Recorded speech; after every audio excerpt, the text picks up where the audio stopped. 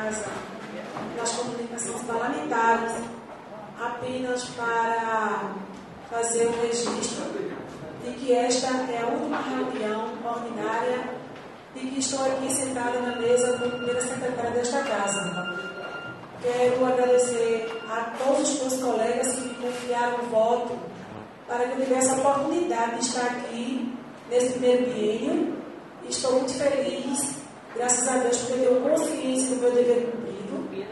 Se faltei com alguns dos meus colegas, eu peço de antemão desculpas por alguma coisa, mas eu creio que se aconteceu não foi por mal, não foi intencionado, foi simplesmente por uma falha qualquer, mas eu só tenho a agradecer a Deus por mais essa oportunidade que Deus me deu de estar aqui, desta fazendo parte da mesa diretora.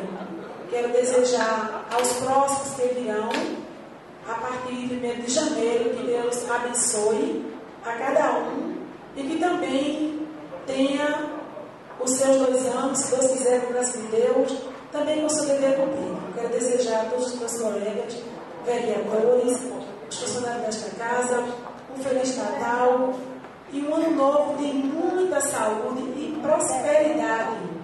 Quero desejar a todos a aliancenses, a todas as pessoas que rezem, que tenham fé, que orem, para que Deus continue nos abençoando a fazer o trabalho legislativo nesta casa com muita honradez, com responsabilidade e que 2015 seja um ano de muita luz. Muito obrigado e que, presidente, Vossa Excelência que foi reconduzido, que Deus possa continuar lhe abençoando, dando sabedoria e discernimento para que o Senhor possa executar os seus trabalhos administrativos e legislativos nesta casa por mais 2 anos, se Deus assim lhe permitir. Muito obrigado por tudo, pela pessoa que o Senhor tem sido com todos os vereadores e servidores desta casa.